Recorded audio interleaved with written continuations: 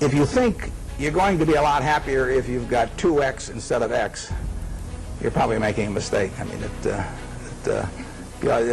you ought to find something you like that works with that, and you'll get in trouble if you think that making 10x or 20x is the answer to everything in life, because then you will do things like borrow money when you shouldn't, or maybe cut corners on things that your employer wants you to cut corners on. It just doesn't make any sense. You won't like it when you look back on it.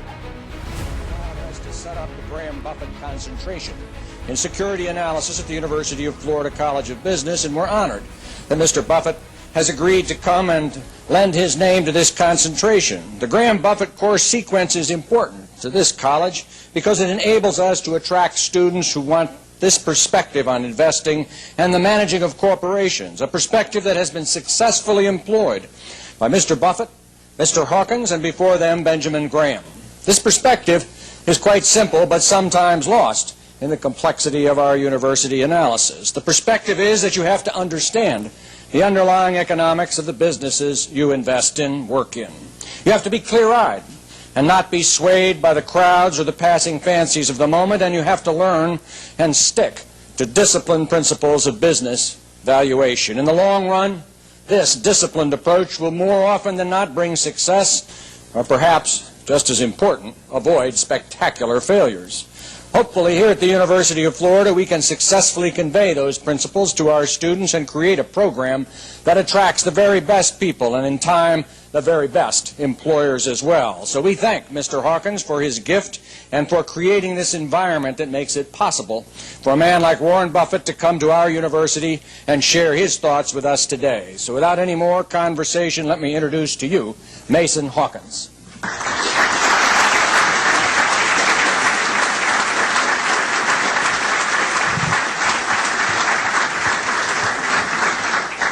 Thanks a lot, Dr. Lombardi. I've got a prepared thing or two to say, but before I started, I wanted to just say that looking around this audience, it's a huge improvement from when Dan Connell and DeWitt Storm and some of the rest of us were here. This group's been greatly upgraded. As a Florida graduate living in the state of Tennessee, it's been quite an experience, and so I can say without any exaggeration, it's great to be back in Gator Country, especially after our little sojourn to the city of Knoxville not too long ago. If I ever hear Rocky Top again, it's going to be one time too many. These are exciting times for value investors. They're very exciting times to be a University of Florida graduate business student. Today, we're extremely fortunate and grateful to have a very special guest to share his many, many insights with us. He's someone I've admired tremendously for the last 30 years.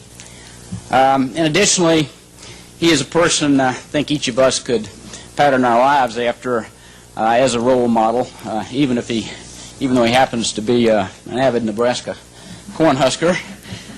And we've got our scars for that, too. It's my honor as well as my privilege to welcome our lifetime's best long-term investor, Mr. Warren Buffett.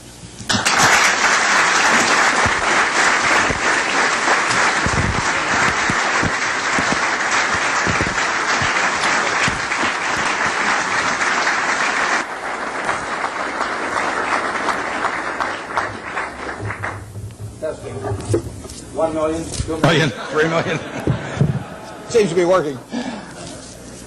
I'd like to just say a few words preliminarily, and then the highlight for me will be getting your questions in a few minutes, because I want to talk about what's on your mind.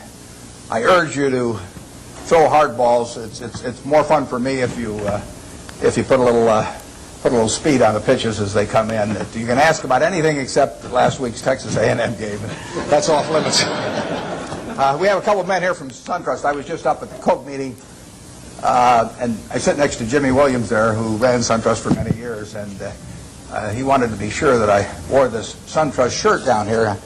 I've tried to get sponsorship on the senior golf tour. I haven't had much luck, but now on the Bankers tour, I'm doing a little bit better. And he says I get a percentage of the increase in deposits in Gainesville. So I'll go out for SunTrust, dear old SunTrust. I would like to talk for just 1 minute to the students about your about your future when you leave here, because you're going to learn a tremendous amount about investments, and you'll learn enough to do well. You've all got the IQ to do well. You've all got the initiative and energy to do well, or you wouldn't be here. And most of you will succeed in meeting your aspirations. But in determining whether you succeed, there's more to it than intellect and energy, and I'd like to talk for just a second about that. In fact, there was a fellow that Pete Kiewit in Omaha used to say that he looked for three things in hiring people. He looked for integrity, intelligence, and energy, and he said if the person didn't have the first two, that the latter two would kill him. Because if they don't have integrity, you want them dumb and lazy. You don't want them smart and energetic. And I'd really like to talk about that first one, because we know you've got the second two. And to play along with me in a little game for just a second, in terms of thinking about that question, you've all been here, I guess almost all of your second-year MBAs, and you've gotten to know your classmates. And think for a moment that I granted you the right to buy 10% of one of your classmates for the rest of his or her lifetime.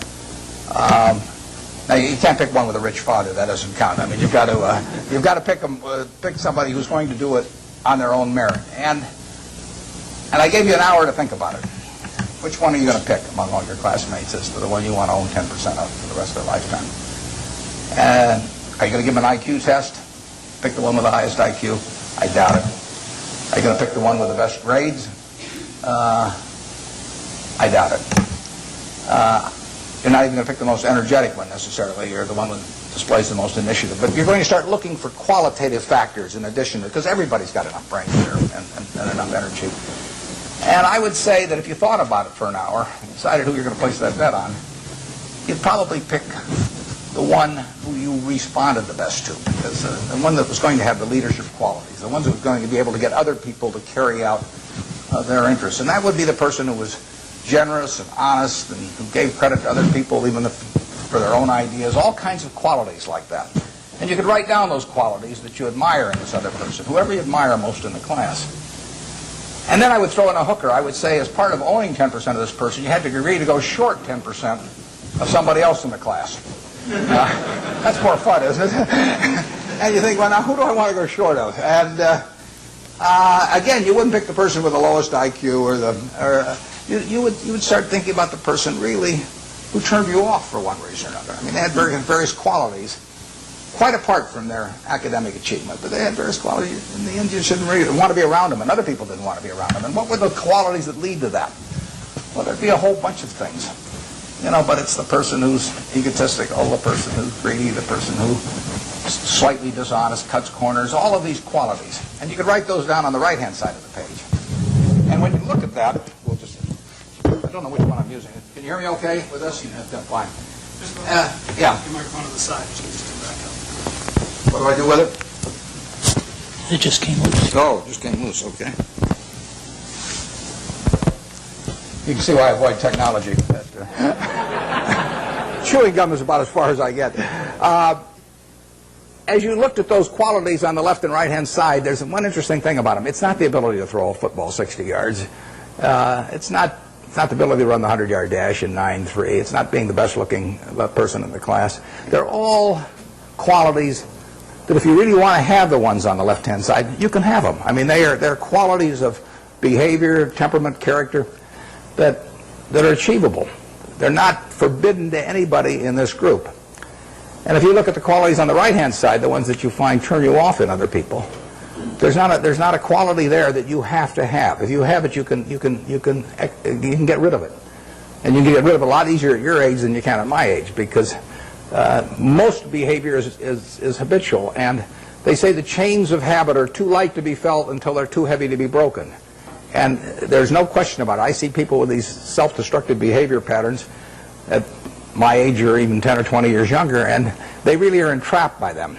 They go around and they do things that turn off other people right and left, and they don't need to be that way, but by a certain point they get so they can hardly change it.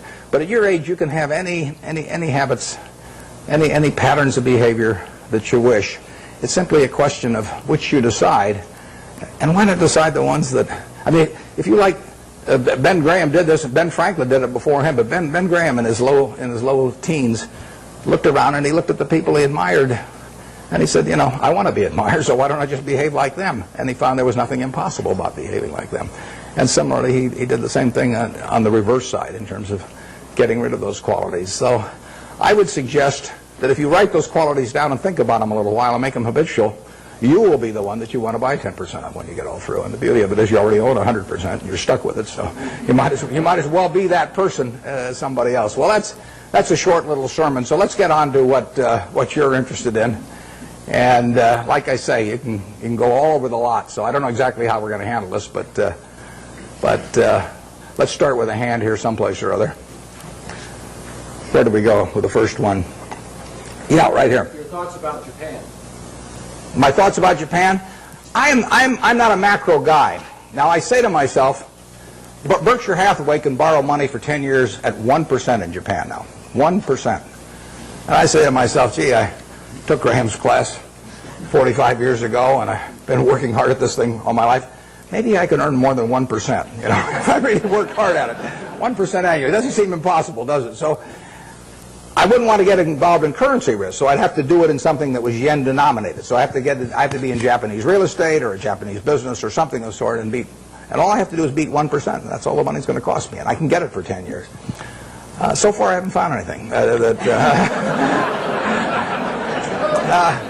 it's kind of interesting. The Japanese companies earn very low returns on equity, and they have a bunch of businesses that earn 4, 5, 6% on equity, and it's very hard to earn a lot as an investor when the business you're in doesn't earn very much money. Now some people do it. In fact, I've got a friend, Walter Schloss, who worked with Graham at the same time I did, and it was the first way I went at stocks, to buy stocks selling way below working capital, very cheap quantitative stocks.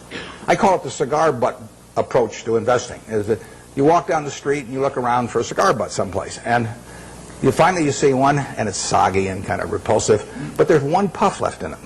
So you pick it up, and the puff is free. I mean, it's a cigar butt stock. I mean, you get one free puff out of it, and then you throw it away, and you walk down the street and try and find another one. I mean, it's not elegant, but it works. You know, if you're looking for a free puff, it works. Those are low-return businesses. But time is the friend of the wonderful business. It's the enemy of the lousy business. If you're in a lousy business for a long time, you're going to get a lousy result, even if you buy it cheap. If you're in a wonderful business for a long time, even if you pay a little too much going in, you're going to get a wonderful result if you stay in a long time. I find very few wonderful businesses in Japan at present now. They may change the culture in some way so that managements get more stockholder responsive over there and returns are higher. But at the present time, you'll find a very lot of low-return businesses, and that was true even when the Japanese economy was booming. I mean, it's amazing. They had an incredible market without incredible companies. They were incredible in terms of doing a lot of business, but they weren't incredible in terms of the return on equity that they achieved. And that finally caught up with them. So we have so far done nothing there, but as long as money's 1%, I'll keep looking. I mean, yeah.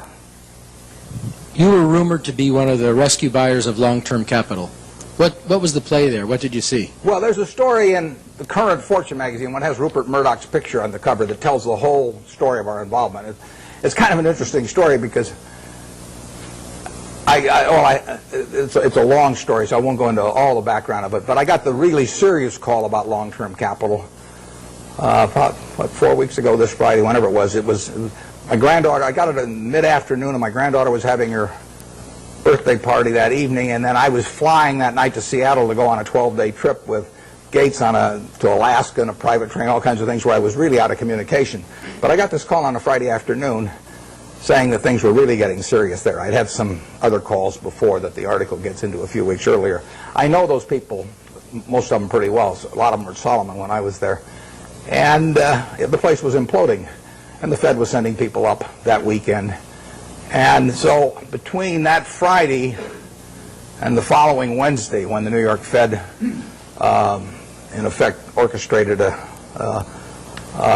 rescue effort, but without any federal money involved, I was quite active, but I was having this terrible time because we were sailing up through these canyons, which held no interest for me whatsoever, in Alaska, and And the captain would say, you know, if we just steer over here, we might see some bears and whales. And I said, steer where you get a good satellite connection, because I want. So it was. In fact, there's a picture, unfortunately, where I've got my Old Faithfuls going off behind me, and I've got my back to it. I'm on the phone, which was the people in the group thought it was kind of funny the way I was working the phone. But we put in a bid on Wednesday morning. By then I was in Bozeman, Montana, and I talked to Bill McDonough, the head of the New York Fed, about 10 o'clock. They were having a meeting of the bankers at 10 o'clock that morning in New York, and I caught him. We actually delivered a message to him. He called me out there in Wyoming a little bit before 10 New York time, and we made a bid. It was because it was being done at a long distance and everything. It was really the outline of a bid, but in the end, it was a bid for $250 million, essentially, for the net assets of.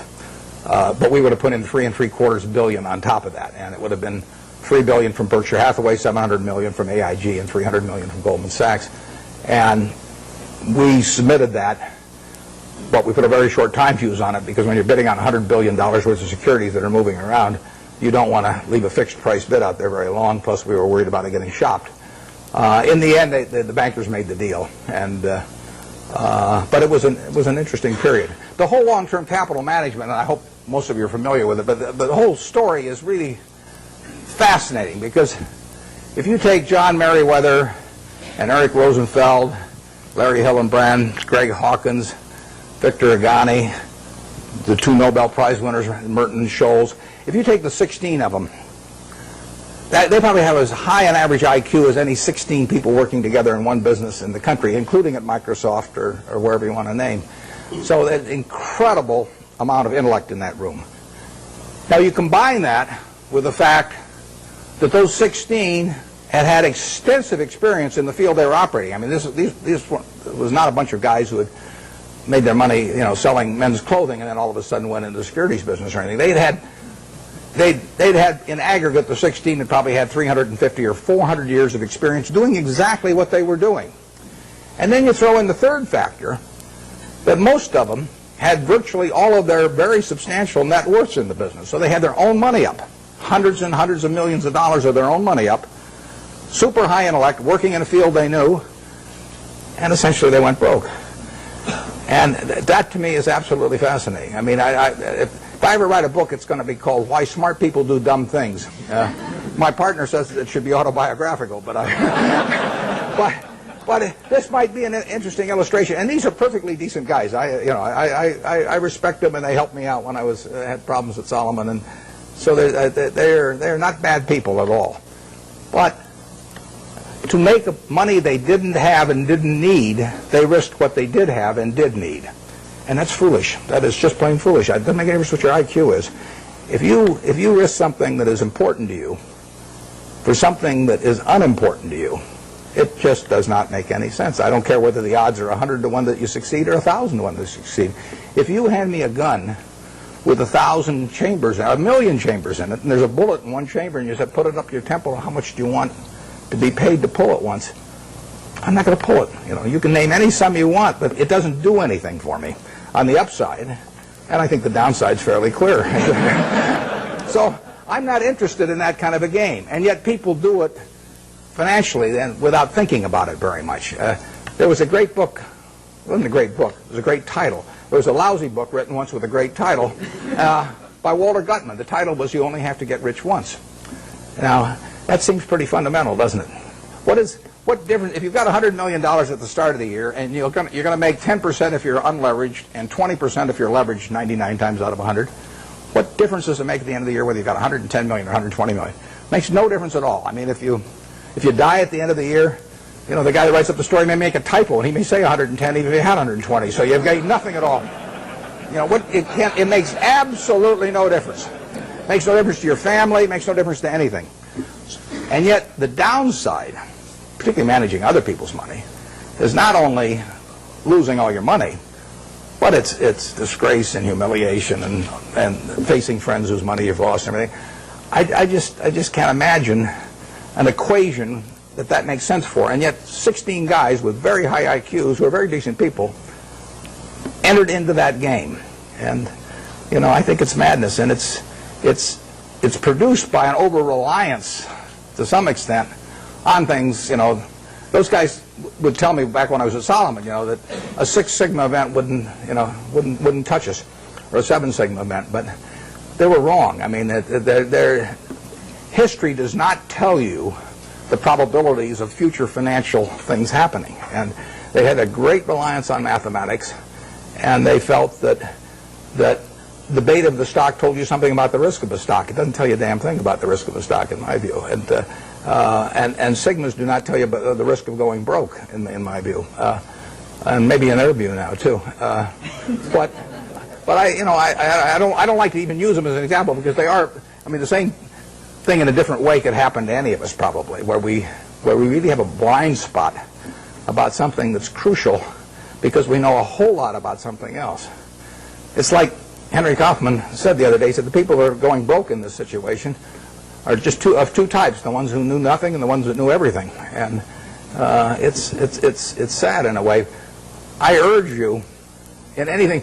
We never basically borrow money. I mean, we get float through our insurance business and do things, but I never borrowed money. I never borrowed money when I had $10,000 basically, because what difference did it make? I was having fun as I went along, and it didn't make any difference whether I had $10,000 or $1 million or $10 million, except if I had a medical emergency or something had come along like that. But I was going to do the same things when I had a lot of money as when I had very little money.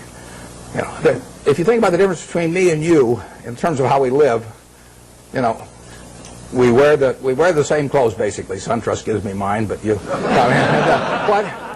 So we wear the same clothes. We eat. We all have a chance to drink the juice of the gods here. But we all go to McDonald's, or better yet, Dairy Queen, and we live in a house that's warm in winter and cool in summer, and we watch Nebraska, Texas. They have them on a big screen. You see it the same way I see it. We do everything. Our lives aren't that different. You'll get decent medical care if something happens to you, and I'll get decent medical care. The only thing we do is we travel differently. I ride around this little plane, and I love it. And that takes money. But if you leave that aside, we travel differently. But other than travel, I think about it. Think what can I do that you can't do? Now, I get to work in a job that I love, but I've always worked in a job I loved. I loved it when I loved it just as much when it was a big deal if I made $1,000. And I urge you to work in jobs you love. I mean, I think you're out of your mind if you keep taking jobs that you don't like because you think it'll look good on your resume. I was with a fellow at Harvard the other day who was taking me over to talk, and he was 28, and he was telling me what he'd done in life, which was terrific. And then I said, "What are you going to do next?" And he said, after I get out my MBA, he says, "I think maybe I ought to go to work for a management consulting firm because it'll look good on my resume." And I said, "Wait a second, you've been 28, you've been doing all these things. I mean, you've got a resume that's 10 times as good as anybody I've ever seen it already." I said, "If you take another job you don't like I said, isn't that a little like saving up sex for your old age? There comes a time when you ought to just start doing what, So, I think I got the point across to him. But you ought to take a job. When you get out here, take a job you love. Don't take a job that you think is going to look good on your resume. Take a job you love. You may change it later on, but you'll jump out of bed in the morning. I mean, when I got out of Columbia, the first thing I tried to go to work for Graham immediately. I offered to go to work for him for nothing.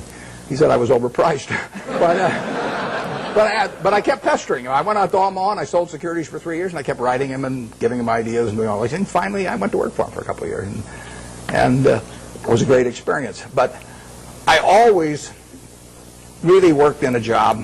I worked in a job that I loved doing. And you should really take a job that if you were independently wealthy, you would take. That's the job to take, because that's the one that you're going to have great fun in. You'll learn something. You'll be excited about it.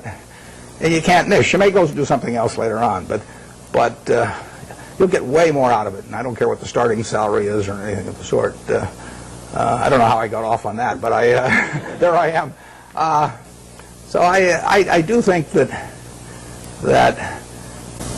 if you think you're going to be a lot happier if you've got 2x instead of x, you're probably making a mistake. I mean, you ought to find something you like that works with that. And And you'll get in trouble if you think that making 10x or 20x is the answer to everything in life, because then you will do things like borrow money when you shouldn't, or maybe cut corners on things that your employer wants you to cut corners on. Or it just doesn't make any sense. You won't like it when you look back on it. Yeah. Would you talk to the students about the companies that you like? I don't mean names. I mean what makes the company something that you like. I like businesses I can understand. We'll start with that. That narrows it down about 90%. I mean, there's all kinds of things I don't understand, but fortunately, there's enough I do understand. And you got this big, wide world out there. Almost every company's publicly owned, so you got all American business practically available to you. Now, to start with, it doesn't make sense to go with things that you think you can understand, but you can understand some things. I can understand this. I mean, you can understand this. Anybody can understand this. I mean, this is a product that basically hasn't been changed much. I've added the cherry, but since 1886 or whatever it was, and it's a simple business. It's not an easy business. I don't want a business that's easy for competitors. So I want a business with a moat around it. I want a very valuable castle in the middle, and then I want the duke who's in charge of that castle to be honest and hardworking and able. And then I want a big moat around the castle, and that moat can be various things. The moat in a business like our auto insurance business at GEICO is low cost. I mean, people have to buy auto insurance, so everybody's going to have one auto insurance policy per car, basically, or per driver. And I can't sell them 20, but they have to buy one. What are they going to buy it on? They're going to buy it based on service and cost.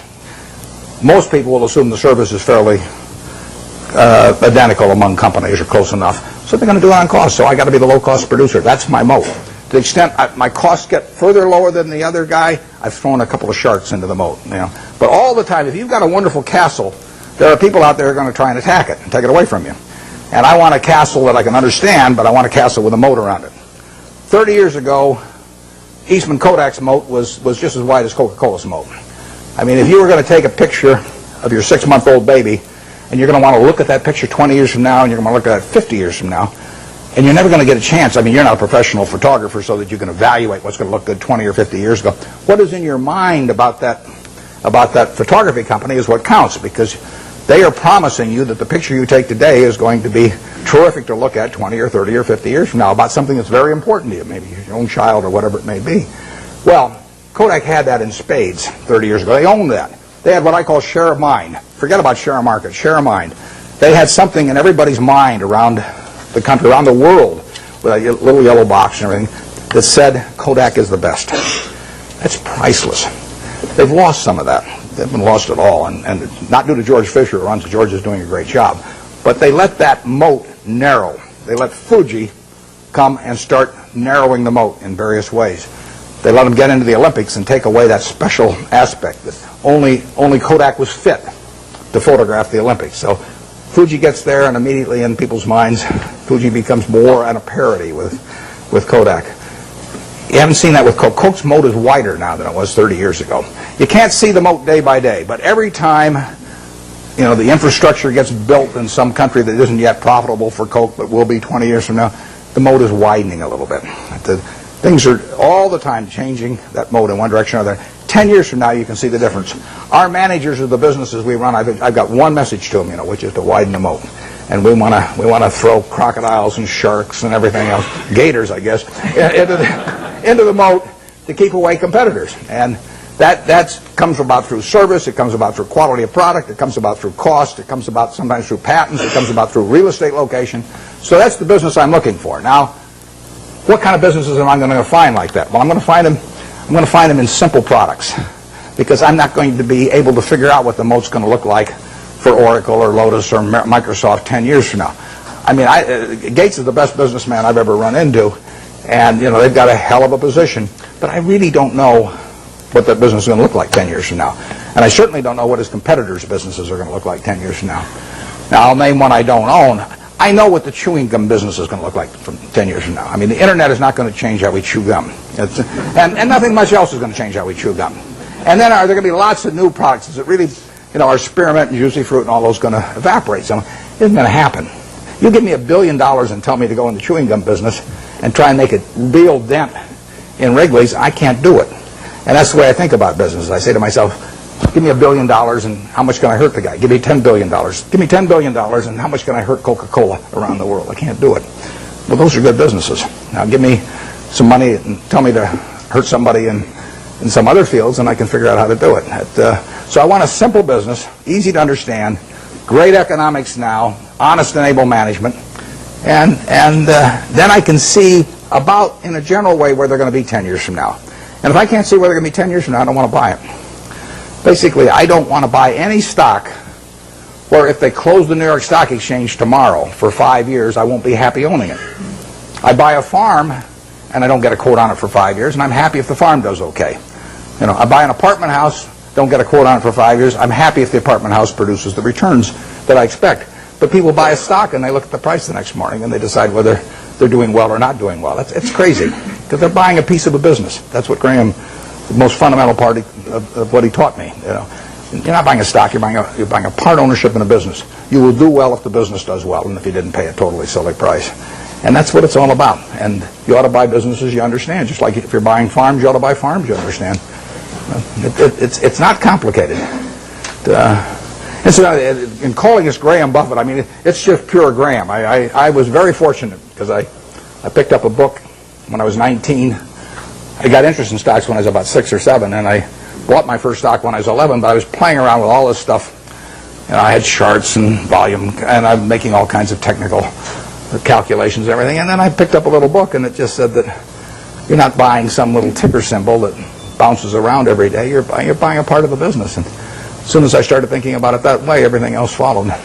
Very simple. So we buy businesses we think we can understand. There's no one here that can't understand the Coca-Cola Company. I would say there's no one here that can understand some new internet company. And I said at the annual meeting this year that if I were teaching a class in business school on the final exam, I would pass out the information on an internet company and ask each student to value it. And anybody that gave me an answer, I'd flunk. I don't know how to do it. But people do it every day. I mean, it's more exciting. I mean, if you look at it like going to the races or something, you know, that's a different thing. But if you're investing, I mean, investing is putting out money to be sure of getting more money back later, you know, at an appropriate rate. And to do that, you have to understand what you're doing it in. I mean, you have to understand the business. And you can understand some businesses, but not all businesses. Yep. Warren, so you covered half of it, which is trying to understand a business and buying a business, but you also alluded to getting a return on the amount of capital you invest in the business as an investor, and yeah, that comes back to what are you paying for the business. How do you determine, you know, what you think is a fair price to pay for the business? It's a tough thing to decide, but I don't want to buy into any business I'm not terribly sure of.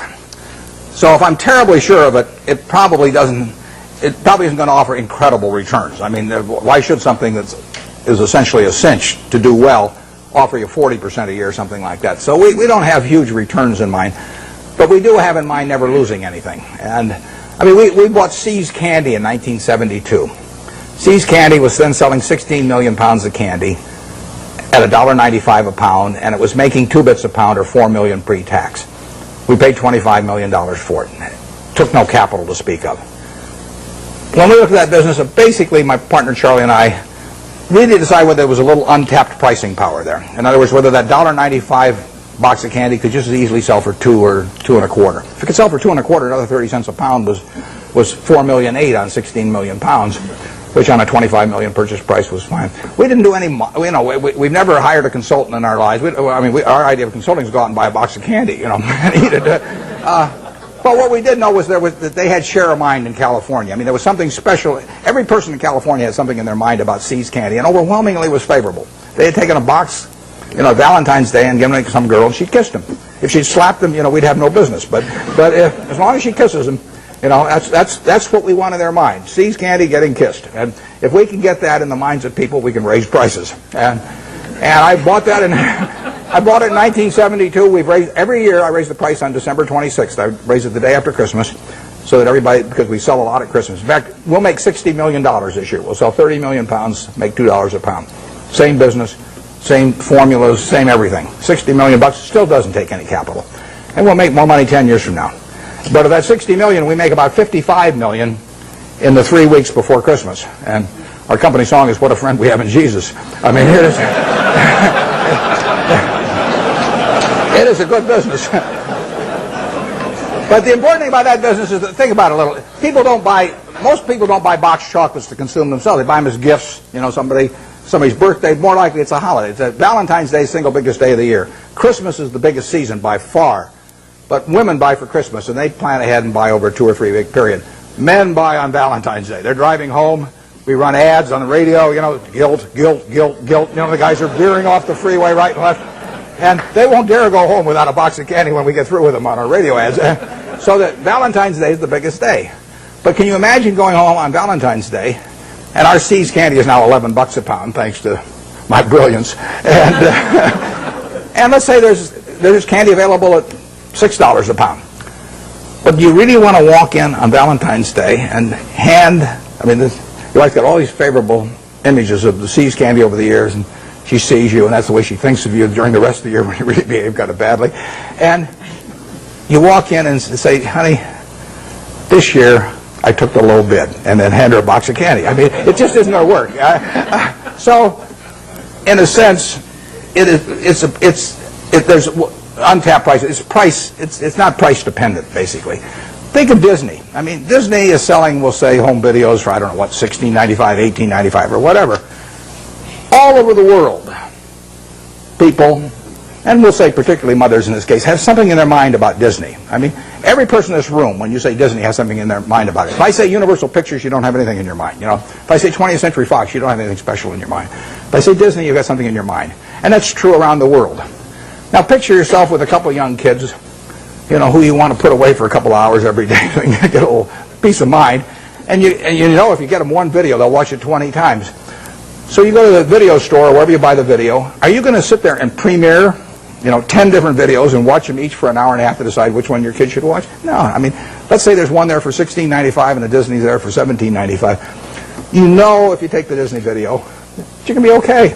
So you buy it. And you don't have to make a quality decision on something that you don't want to spend the time to do. And so you can get a little bit more money if you're Disney, and you'll sell a lot more videos.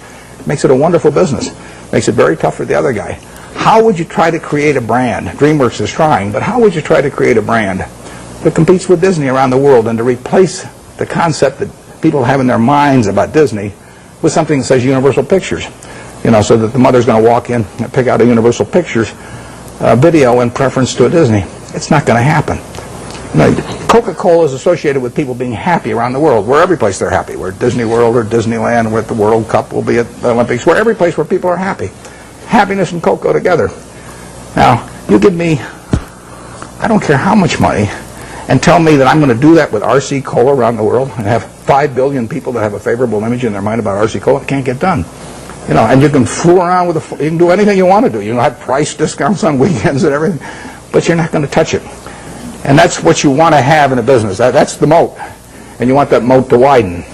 And if you're See's Candy, you want to do everything in the world to make sure that the experience, basically, of giving that gift leads to a favorable reaction. That means what's in the box. It means the person that sells it to you, because all our business is done when we're terribly busy. I mean, people come in those weeks before Christmas or on Valentine's Day, and there are long lines.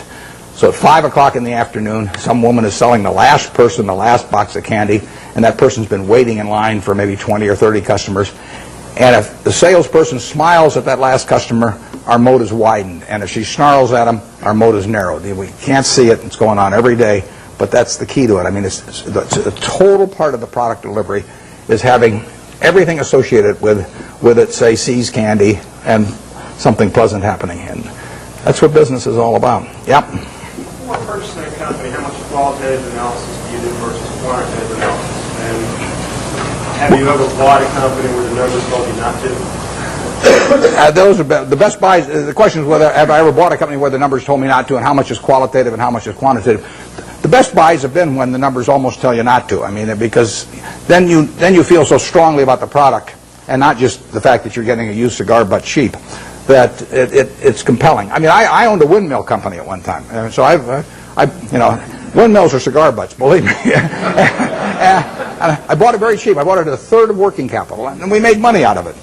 But there's no repetitive money to be earned. I mean, there's a one-time profit in something like that, and it's just not the thing to be doing. I went through that phase. I mean, I bought streetcar companies and all kinds of things. But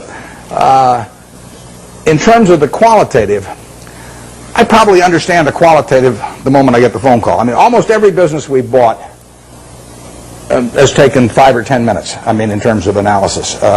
And we bought 2 businesses this year.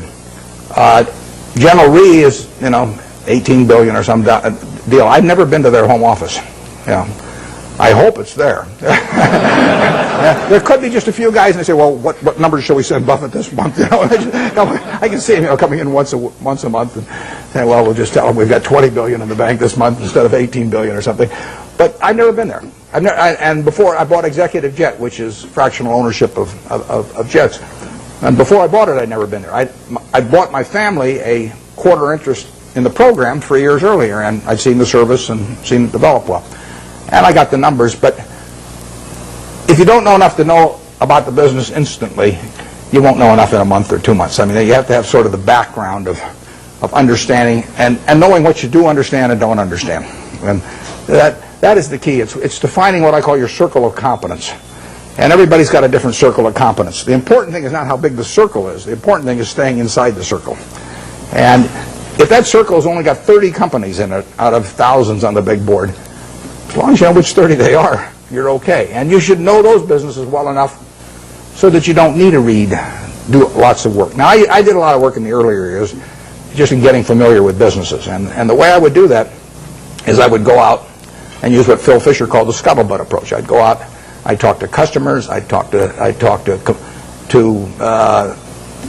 maybe ex-employees in some cases, I'd talk to suppliers, everybody. Every time I'd see somebody in an industry, let's say I was interested in the coal industry, I'd go around and see every coal company, and I'd ask every CEO, if you could only buy stock in one coal company that wasn't your own, which one would it be and why? And you piece those things together, and you learn a lot about the business after a while.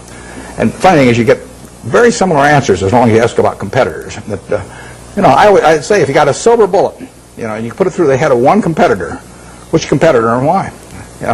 You'll find out who the best guy in the industry is in that case, or the one that's coming up. And there's a lot of things you can learn about a business. I've done that in the past on the businesses that I feel I could understand, so I don't have to do much of that anymore. It's the nice thing about investing is you don't have to learn anything very new. I mean, you can do it if you want to, but if you learned about Wrigley's chewing gum 40 years ago, you still understand Wrigley's chewing gum. There's not a lot of great insights to get or anything of the sort as you go along. So you do get a database in your head. I had a guy, Frank Rooney, who ran Melville for many years. His father-in-law died, owned a company called H.H. Brown, a shoe company. And he put it up with Goldman Sachs, but he was playing golf with a friend of mine here in Florida and mentioned to this friend. The guy said, why don't you call Warren? He called me at the end of the golf match, and in 5 minutes I basically had a deal. But I knew Frank, and I knew the kind of business, and I sort of knew the basic economics of a shoe business, and so I could buy it. And quantitatively, I got to decide what the price is. That's either yes or no. I mean, I don't fool around a lot with negotiations. So if they name a price that makes sense to me, I buy it. And if they don't, I was happy the day before, so I'll be happy the day after without owning it. Yeah. Coca-Cola just announced drop in expectations in terms of future earnings and fourth-quarter earnings. And in light of the fact that Coke has a lot of their profits coming in from outside the United States, how do you think the Asian crisis, so to speak, is going to affect Coke, and for that matter, the industry? The question is about the Asian crisis and how it affects a company like Coke that recently announced that the earnings, actually they just announced their third-quarter earnings, but a few weeks ago they tipped people off that they were going to be lower in the fourth quarter and so on. Well, basically I love it, but because the market for Coca-Cola products is going to grow far faster over the next 20 years internationally than it will in the United States. It'll grow in the United States on a per capita basis, but it's going to grow faster elsewhere. So the fact that it's going to be a tough period for, who knows, 3 months or 3 years, but it won't be tough for 20 years. I mean, people are still going to, they're going to work productively around the world, and they're going to find that this is a bargain product in terms of the portion of their working day that they have to give up in order to have one of these, or better yet, 5 of them a day, like I do. This is a product. In 1936, when I first bought 6 of those for a quarter and sold them for a nickel each, and it was in a 6.5-ounce bottle, and you paid a 2-cent deposit on the bottle. That was a 6.5-ounce bottle for a nickel at that time.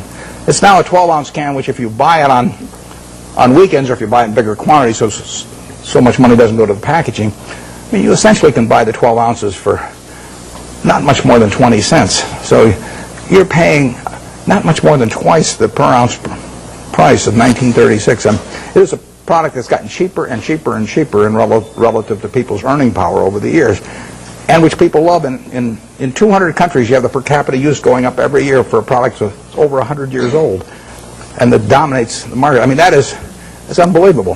One thing that people don't understand is one thing that makes this product is worth tens and tens of billions of dollars. Is one simple fact about really all colas, but we'll call it Coca-Cola for the moment. It happens to be a name I like. Cola has no taste memory. You can drink one of these at 9 o'clock, 11 o'clock, 3 o'clock in the afternoon, 5 o'clock. The one at 5 o'clock will taste just as good to you as the one you drank early in the morning. You can't do that with cream soda, root beer, orange, grape, you name it. All of those things accumulate on you. Most foods and beverages accumulate on you. You get sick of them after a while. And if you eat, I mean, we get these people who go to work for us that sees candy, and we tell them they eat all the candy they want. And the first day they go crazy. But after a week, they're eating about the same amount they'd eat if they were buying it, because chocolate accumulates on, everything accumulates on. There is no taste memory to cola. And that means that you get people around the world that are heavy users that'll drink 5 a day, or Diet Coke, maybe 7 or 8 a day or something of the sort. They'll never do that with other products. So you get this incredible per capita consumption. The average person in this part of the world, well, maybe a little north of here, drinks about 64 ounces of liquid a day. And you can have all 64 ounces of that be Coke, and you will not get fed up with Coke if you like it to start with, in the least. But if you do that with almost anything else, if you eat just one product all day, you'll get a little sick of it after a while. And it's a huge factor. So that today, over 1 billion 8-ounce servings of Coca-Cola products will be sold in the world. And that will grow year by year. It'll grow in every country, virtually. And it'll grow on a per capita basis. And 20 years from now, it'll grow a lot faster internationally than in the U.S. So I really like that market better, because there is more growth there over time. But it will hurt them it is hurting them in the short term right now. But that doesn't mean anything. I mean, Coca-Cola went public in, I think it was 1919. Stock sold for $40 a share. It went back before that as the Candler family, and they went back. They bought it for $2,000, the whole business. Asa Candler back in the late 1880s in a couple of purchases. So now he goes public in 1919, $40 a share. 1 year later, it's selling for $19, gone down 50% in 1 year. Now you might think that's some kind of disaster, and you might think that sugar prices increased and the bottlers were rebellious and a whole bunch of things. You could always find a few reasons why that wasn't the ideal moment to buy it. Years later, you'd have seen the Great Depression, and you'd have seen World War II, and you'd seen sugar rationing, and you'd seen thermonuclear weapons, and the whole thing. There's always a reason. But in the end, if you'd bought one share for $40 and reinvested the dividends, it'd be worth about $5 million now.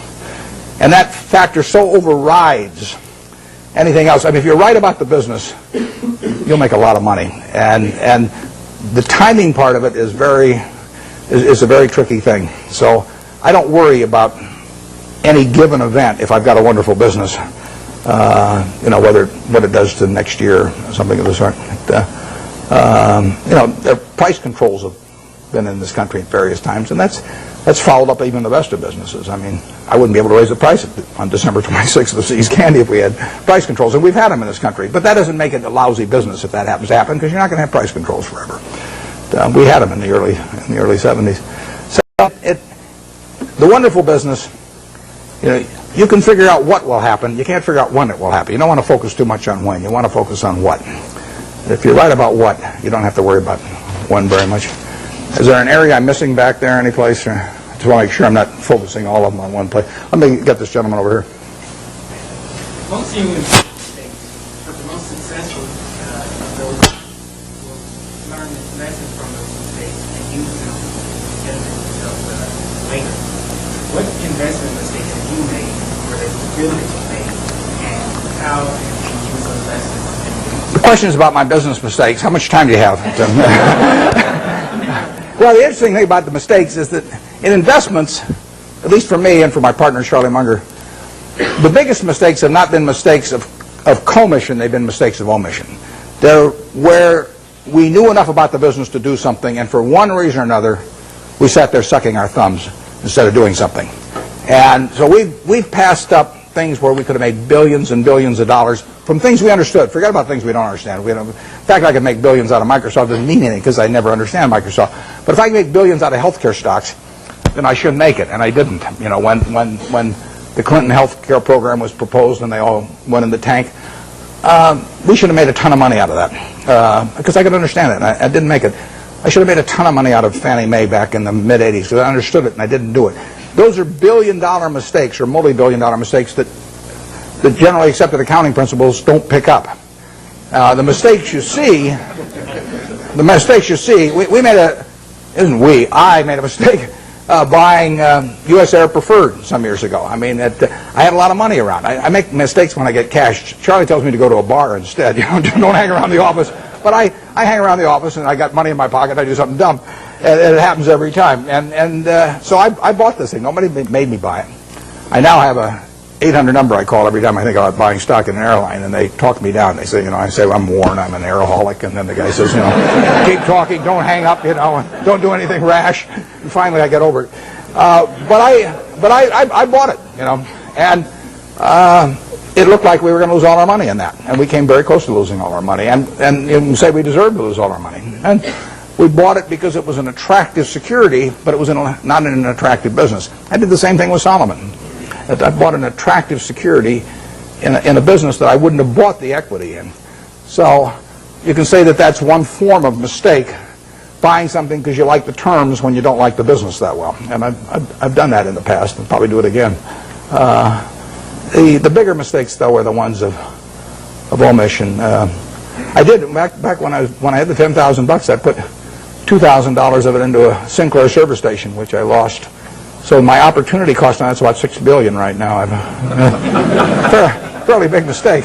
Yeah, it makes me feel good when Berkshire goes down then because the cost of my Sinclair station goes down too. My 20% opportunity cost. But I will say this: you talk about learning from mistakes. I really believe it's better to learn from other people's mistakes as much as possible. But we don't spend any time looking back at Berkshire. I've got a partner, Charlie Munger. We've been pals for 40 years. We've never had an argument.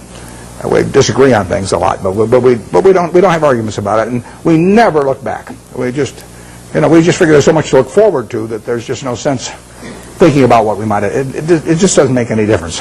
I mean, you can only live life forward, and you can learn something perhaps from the mistakes, but the big thing to do is stick with the businesses you understand. And so if there's a generic mistake of getting outside of your circle of competence and, you know, buying something because somebody tips you on it or something of the sort in an area you don't know anything about, I mean, that you should learn something from that, which is that you stay with what you can figure out yourself. I mean, you really want your decision-making to be by looking in the mirror and saying to yourself, I'm buying 100 shares of General Motors at 55 because. And, I mean, it's your responsibility if you're buying it, and there's got to be a reason. And if you can't state the reason, you shouldn't buy it. If it's because somebody told you about it at a cocktail party, not good enough, you know. I mean, it's got to be something, you know. It can't be because the volume, you know, the chart looks good on it or anything like that. It's got to be a reason you'd buy the business. And we stick to pretty carefully. That's one of the things Ben Graham taught me. Yeah. But with the current tenuous economic situation in the world, although our economy seems to be still chugging along quite well, where are we going? What's going to happen with interest rates? The question about what's going to happen to interest rates or where we go in the world, I don't think about the macro stuff. You know, I just what you really want to do in investments is figure out what's important and knowable. If it's unimportant or unknowable, you forget about it. What you talk about is important, but in my view, it's not knowable. Understanding Coca-Cola is knowable, or Wrigley, or Eastman Kodak, or anything. I mean, you can understand those businesses. That's knowable. And whether it turns out to be important depends on where your valuation leads you and the current price and all of that. But we have never either bought a business or not bought a business because of any macro feeling of any kind. We don't read things about predictions about interest rates or business or anything like that, because it doesn't make any difference. I mean, let's say in 1972 when we bought See's Candy, I think maybe Nixon put on the price controls a little bit later. Let's say we'd seen that, but so what? We'd have missed a chance to buy something for $25 million that's earning $60 million pre-tax now. I mean, we don't want to pass up the chance to do something intelligent because of some prediction about something that we're no good on it anyway. So we just don't read or listen to or do anything in relation to macro factors at all, zero. And the typical investment counseling organization goes out and they bring out their economist, they trot him out, and he gives you this big macro picture, and then they start working from there on down. In our view, that's nonsense. And if Alan Greenspan was on one side of me and Bob Rubin on the other side, they were both whispering in my ear exactly what they're going to do the next 12 months, it wouldn't make any difference to me in what I pay for executive jet or general reinsurance or anything else I do. Yeah. What's the benefit of being an out-of-towner from Wall Street as an investor? Well, what's the benefit of being an out-of-towner as opposed to being in Wall Street? I worked in Wall Street for a couple of years, and I've got my best friends actually, and I'm on both coasts, and I like seeing them, and I get ideas when I go there. But the best way to think about investments is to be in a room with no one else and just think. And if that doesn't work, nothing else is going to work. And the disadvantage of being in any kind of a market-type environment in Wall Street would be the extreme is that you get overstimulated. You think you have to do something every day. I mean, the Candler family paid $2,000 for this company, and you don't have to do much else if you pick one of those. And the trick then is not to do anything else, even not to sell it in 1919, which the family did later on. So what you're looking for is some way to get one good idea a year, and then write it to its full potential. And that's very hard to do in an environment where people are shouting prices back and forth every 5 minutes and shoving reports under your nose and all that. Because Wall Street makes its money on activity.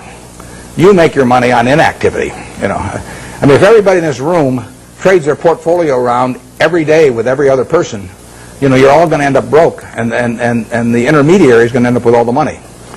On the other hand, if you all own stock in a group of average businesses and just sit here for the next 50 years, you'll end up with a fair amount of money, and your broker will be broke.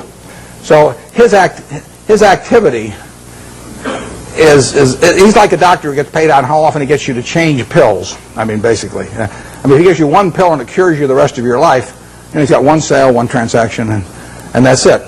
But if he can convince you that changing pills every day is the way to great health, it'll be great for him and the prescriptionists, and you'll be out a lot of money, and you won't be any healthier. You'll be a lot worse off financially. So you want to stay away from any environment that stimulates activity, and Wall Street would have the effect of doing that.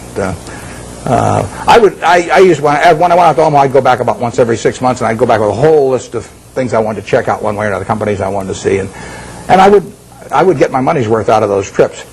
But then I'd go back to Omaha and think about it. Yeah.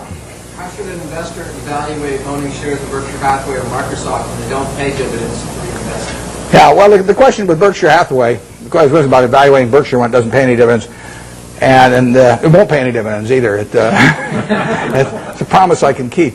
All you get with Berkshire, you stick it in your safe deposit box, and then every year you go down and fondle it. You take it out and you fondle it, then you put it back. And I mean, there's enormous psychic reward in that. You don't underestimate it. But the real question is whether we can keep retaining dollar bills and turning them into more than a dollar at a decent rate. And that's what we try to do. And Charlie Munger and I have our money in it to do that. That's all we'll get paid for doing. We won't take any options. We won't take any salaries to speak of or anything. We'll ride around in the plane.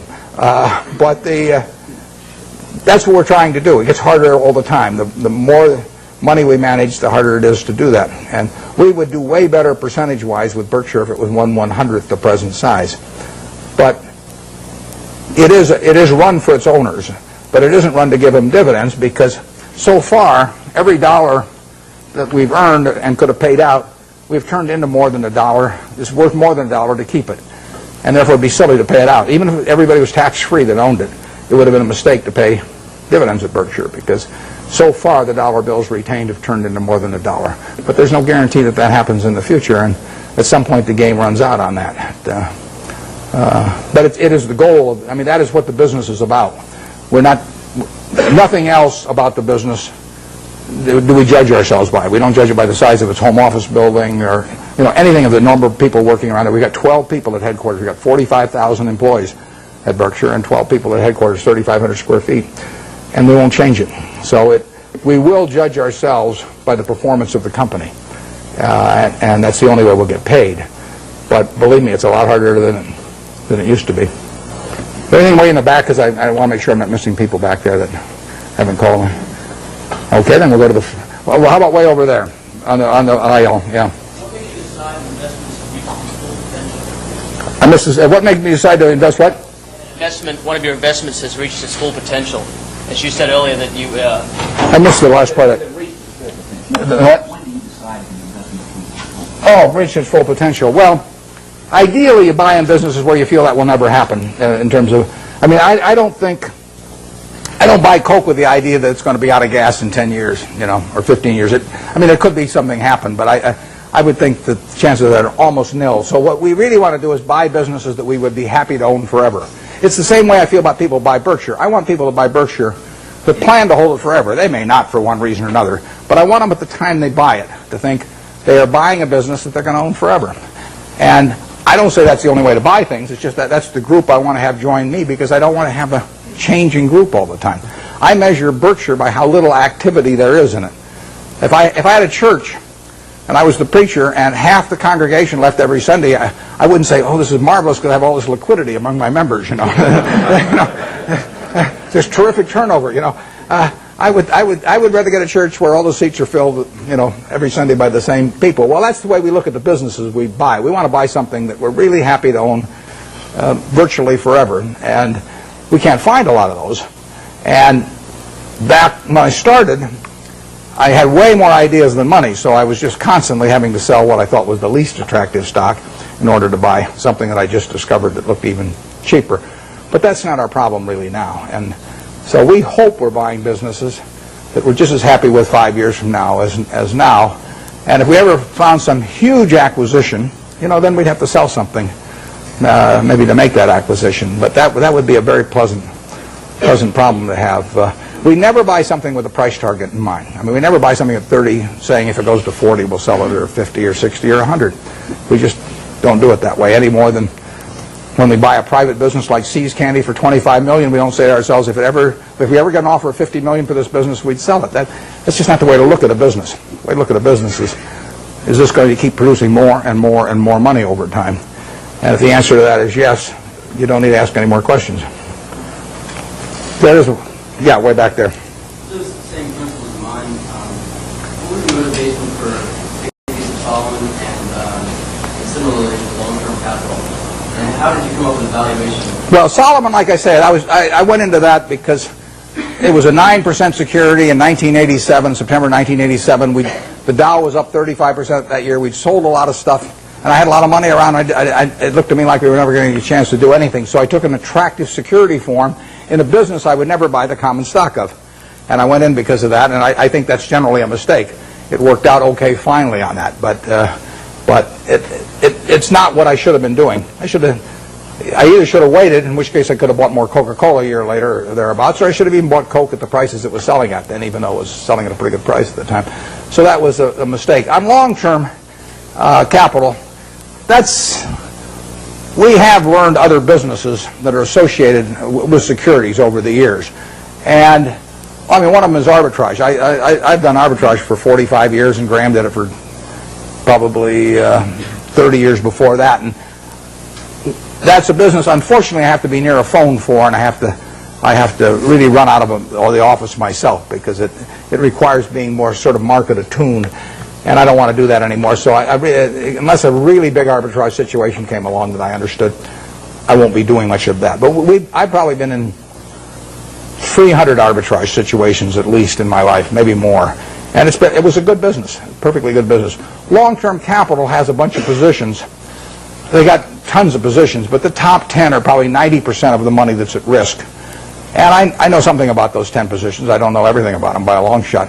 But I know enough where I would feel okay at a big discount going in, and we would have the staying power to hold it out. we might lose money on something like that. But the odds are with us. That's a game that I understand. There's a few other positions we have that aren't that big because they can't get that big, but they could involve yield curve relationships or on the run, off the run governments or things like that are just things you learn over time if you're around securities markets. They're not the base of our business.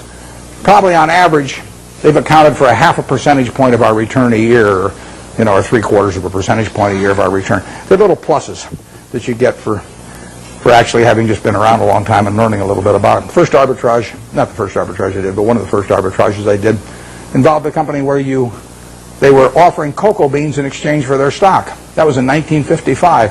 And I bought the stock, turned in the stock, got warehouse certificates for cocoa beans, and they happened to be a different type. They were traded in the New York Cocoa Exchange, but there was a basis differential in my favor, and I sold them. I mean, that's just something that I was around at the time, so I learned about. Hasn't been a cocoa bean deal since. 40-odd years. I've been waiting for another cocoa bean deal. I haven't seen it, but it's there in my memory if it ever comes along. And that long-term capital is that on a big scale. Yep.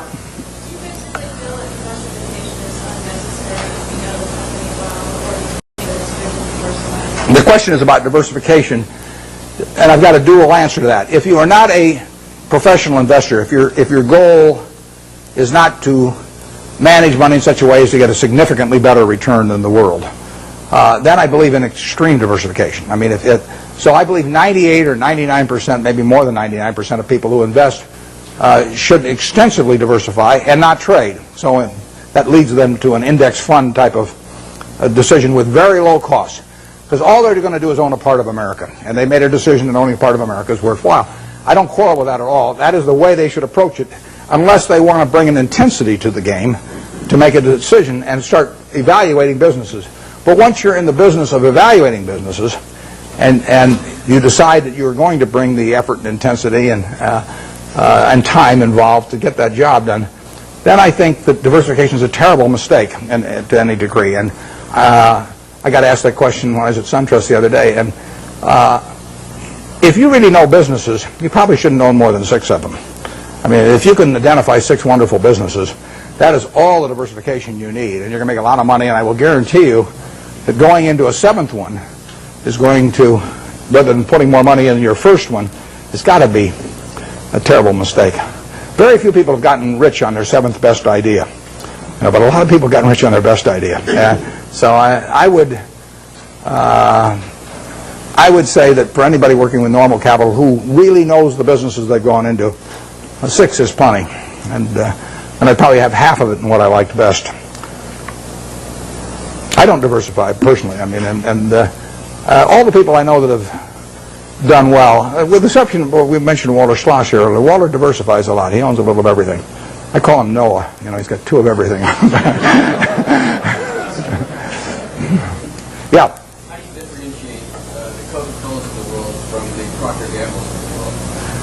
Well, Procter & Gamble's a very, very good business. Strong distribution capabilities, lots of brand names and everything.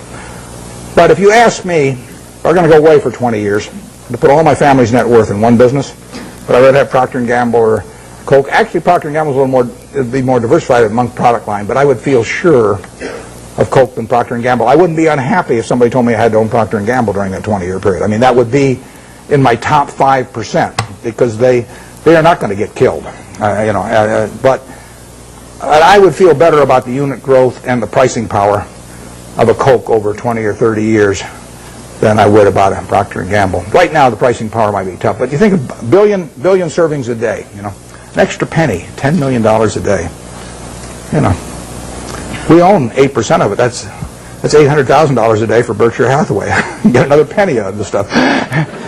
Doesn't seem impossible, does it? I mean, it's worth another penny. It doesn't. Right now, it'd be a mistake to try and get it in most markets. But over time, Coke will make more per serving than it does now. 20 years from now, I'll guarantee it'll make more per serving. They'll be selling a whole lot more servings. I don't know how many. I don't know how much more, but I know that. P&G's main products, I don't think they have the kind of dominance. And they don't have the kind of unit growth, but they're good businesses. I would not be unhappy if you told me that I had to put my family's net worth in P&G and that was the only stock I could own. I would, I might prefer some other names, but there aren't 100 other names I would prefer.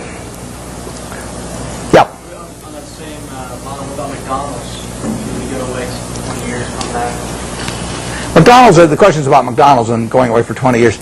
McDonald's has got a lot of things going for it, and particularly abroad again. I mean, their position abroad in many countries is stronger relatively than here. It's a tougher business over time. People do not want to eat, exception to the kids when they're giving away Beanie Babies or something, people do not want to eat at McDonald's every day. I mean, if people are drinking Coke today, they drink 5 of them today, they'll probably drink 5 tomorrow. The fast food business is tougher than that. But if you had to pick one hand to have in the fast food business, which is going to be a huge business worldwide, you'd pick McDonald's. I mean, it has the strongest position. It doesn't win taste tests, with adults. It does very well with children, and it does fine with adults. But it is not like it's a clear winner. And it's gotten into the game in recent years of being more price promotional, and you remember the experiment a year ago or so, and so it's gotten more dependent on that rather than just selling the product by itself. I like a product by itself sells. I feel better about Gillette if people buy the Mach 3 because they like the Mach 3 than if they get a Beanie Baby with it. So I just think it's fundamentally a stronger product if that's the case, and it probably is.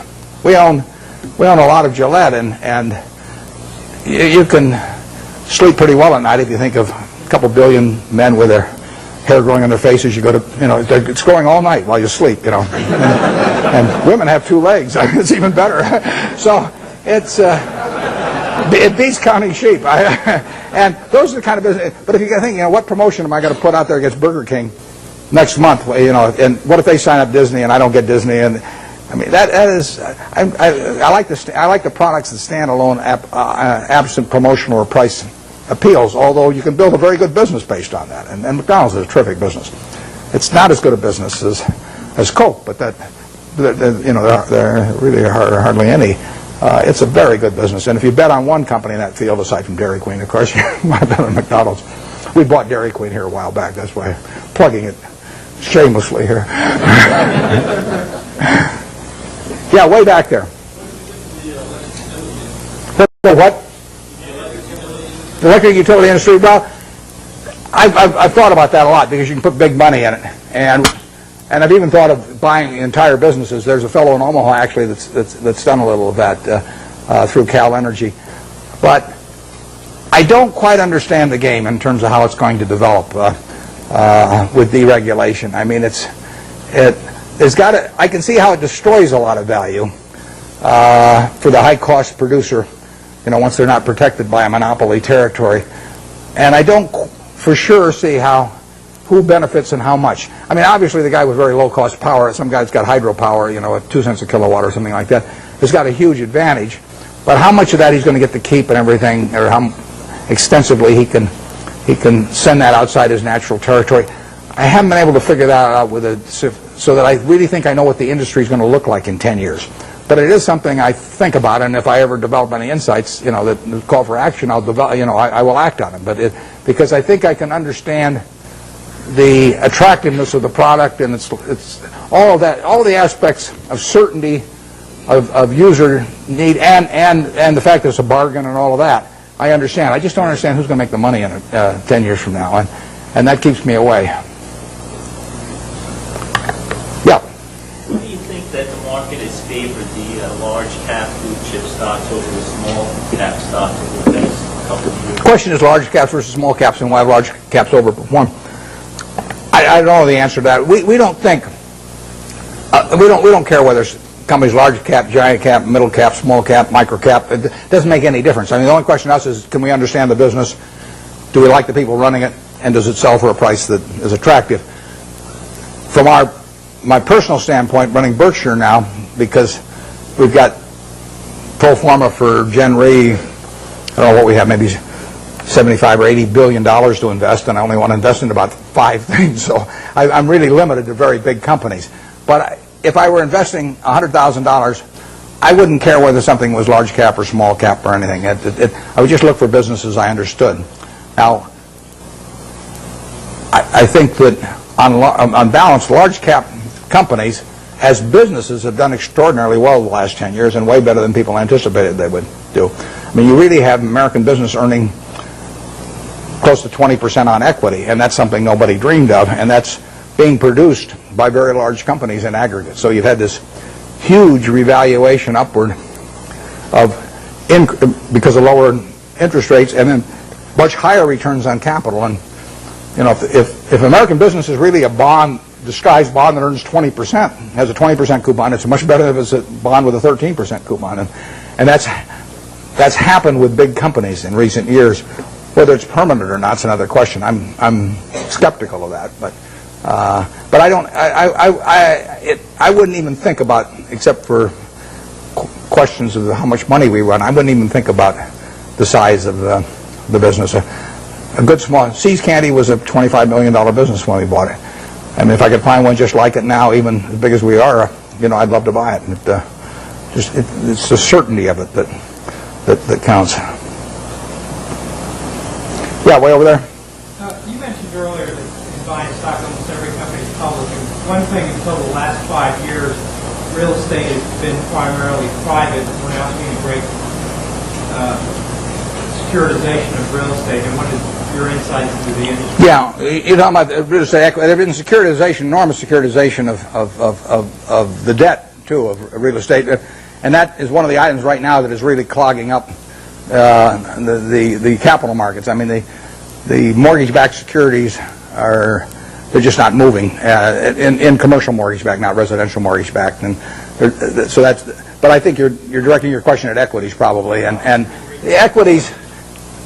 If you leave out, the corporate form has been a lousy way to own equities. I mean, you've interjected a corporate income tax into something that people individually have been able to own with a single tax, and by having the normal corporate form, you get a double taxation in there you really don't need with real estate, and it takes away too much of the return. REITs have, in effect, created a conduit so that you don't get the double taxation, but they also generally have fairly high operating expenses. And if you get real estate, let's just say you can buy fairly simple types of real estate on an 8% yield or thereabouts, and you take away maybe close to 1 or 1 and maybe even 1.5% by the time you count stock options and everything. It's not a terribly attractive way to own it. Maybe the only way a guy with $1,000 or $5,000 can own it. But if you have $1 million or $10 million, you're better off owning the real estate properties yourself and sticking some intermediary in between that will get a sizable piece of the return for himself. So we have found very little in that field. You'll see an announcement in the next couple of weeks that may belie what I'm telling you here on one thing. So I don't want you to think I was double-crossing you up here. But generally speaking, we've seen very, very little in that field that gets us excited. People sometimes get very confused about, they'll look at some huge land company. I'll take one that won't evoke any emotional reactions on the part of anybody, like Texas Pacific Land Trust, which has been around over 100 years and got a couple million acres in Texas. And they'll take they'll sell 1% of their land every year, and they'll take that as applying to everything and come up with some huge value compared to the market value. But that's nonsense if you really own the property. I mean, you can't move. You can't move 50% of the properties or 20% of the properties. It's way worse than an illiquid stock. So you get these.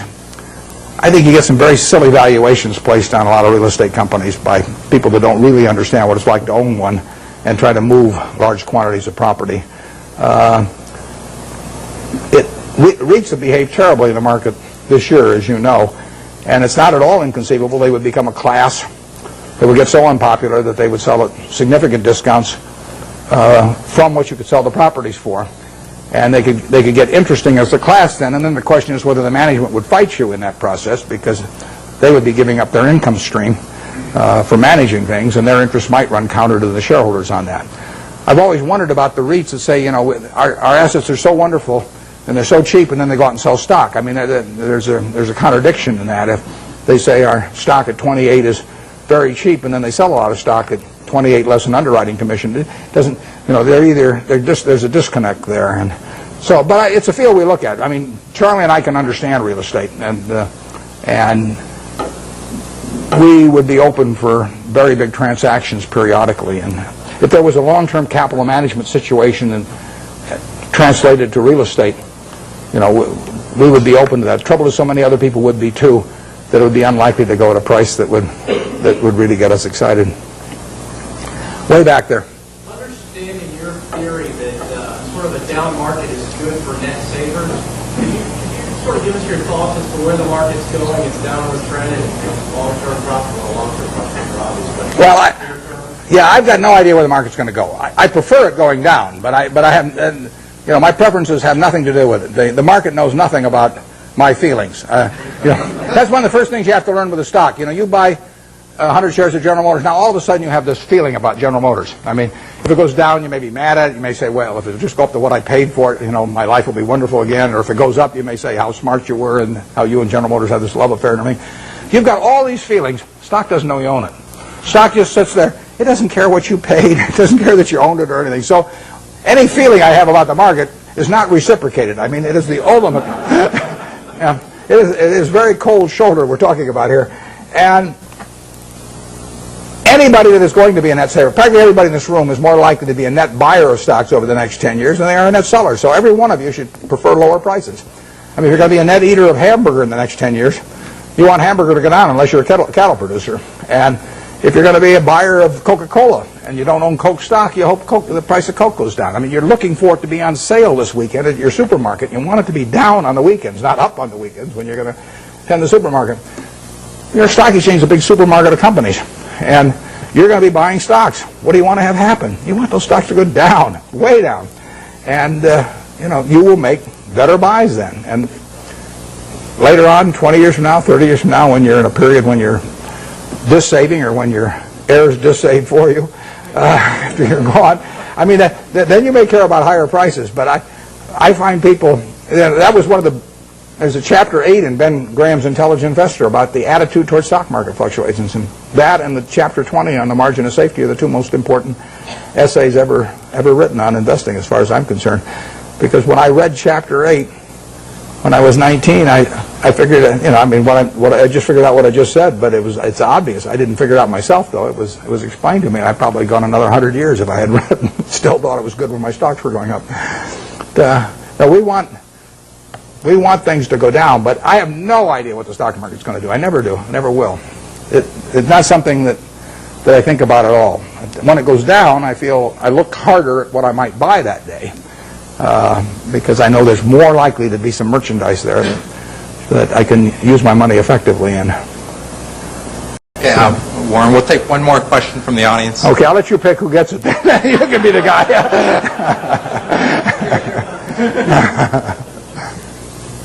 What's the question? Okay, right back there.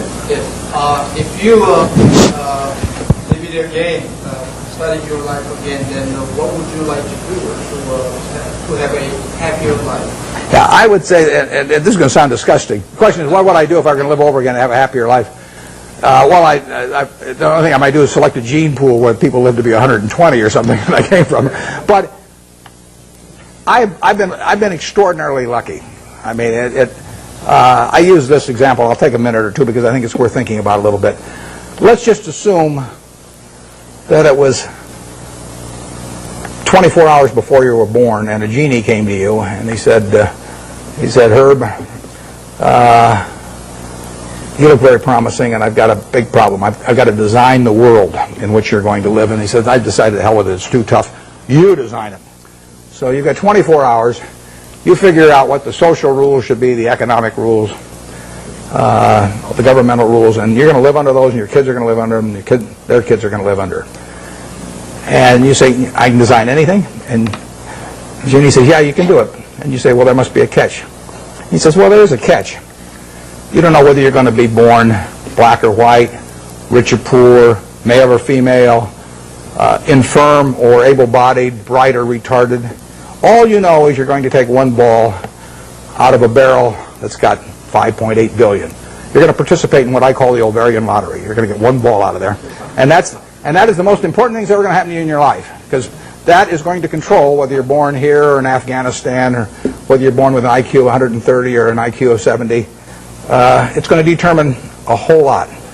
and you're going to go out of the world and you're going to have that ball. Now, what kind of a world do you want to design? Well, I think that's a good way to look at social questions, because not knowing which ball you're going to get, you're going to want a ball that you're going to want design a system that's going to produce lots of goods and services, because you're going to want people on balance to live well. And you're going to want it that produces more and more, so your kids live better than you do and your grandchildren live better than the kids. But you're also going to want a system that, if it does produce lots of goods and services, does not leave behind a person that accidentally got the wrong ball and is not well wired for this particular system. See, I'm ideally wired for the system I fell into here. I mean, I came out and I got something that enables me to allocate capital.